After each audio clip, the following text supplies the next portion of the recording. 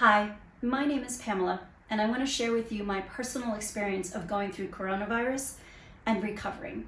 I'm going to talk a little bit about my symptoms, the recovery process that I went through, the social backlash that I personally experienced, and how I'm giving back.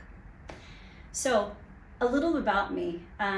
Was born in Los Angeles, but I grew up in Hawaii, and I'm an avid traveler. I've been to 81 countries, as you can see by the map behind me with all the pins. And I was in Asia and Southeast Asia for the whole month of January. And coincidentally, I was in Italy at the end of February when the virus broke out up in the north there. One would think automatically, of course, I would get it. I was in the 3 hotspots, but I did not develop a fever for 17 days after I returned. And the doctors actually think that I contracted the disease right here in Los Angeles. So my fever developed on a Friday, but let me backtrack a little. A couple days prior to that, I woke up in the middle of the night with an unbelievably itchy throat and ears.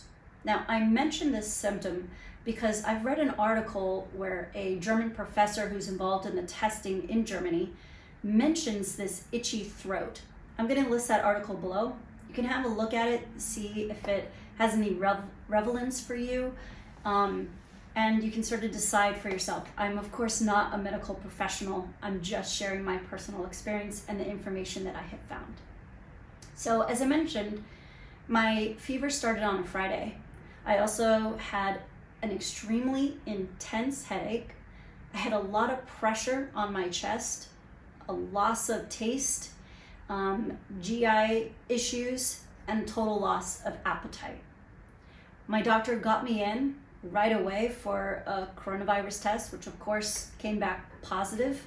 And when I went in, I checked almost all the boxes that they had listed of symptoms. Of course, I didn't have any pneumonia or really flu-like symptoms, and a lot of patients do, but I didn't, which is one of the reasons I'm sharing my symptoms with you.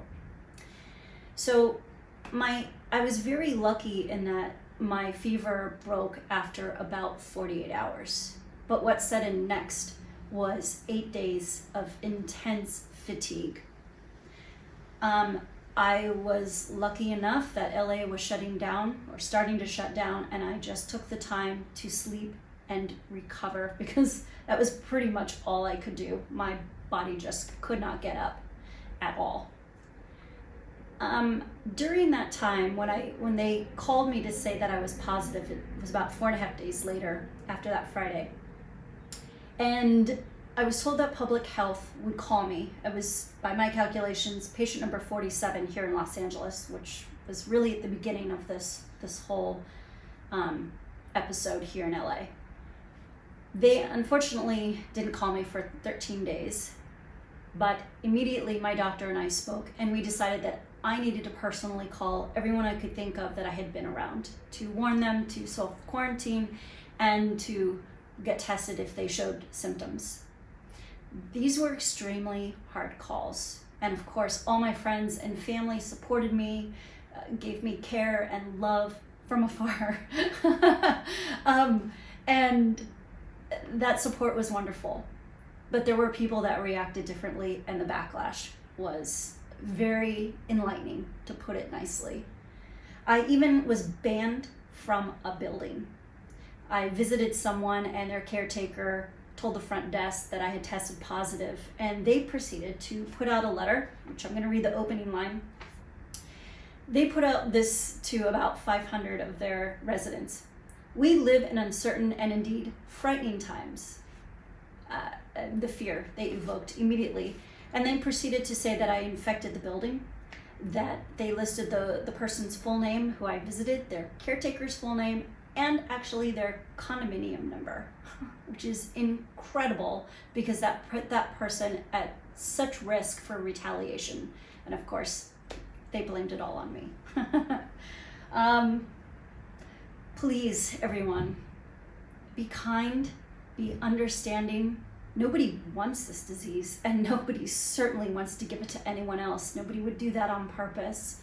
So please be kind and understanding. Check in on people who live alone. Make sure they're okay. This virus comes in fast. check in on people, and be good neighbors. I implore people to do that.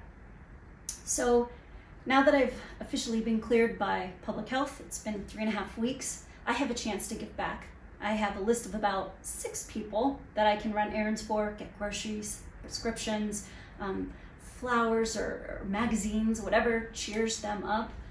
And I implore you to do the same. I even found a really great website called askumbrella.com, and they're connecting people who can go out with people who can't go out. Now, it's not a dating website, it's a connecting website. And it's helping those who can help others. There's so many great websites and so many great organizations out there. So I just want to wish all of you health and happiness. Please feel free to share this with anyone and everyone that it might help. And as we say in Hawaii, I am wishing you much aloha.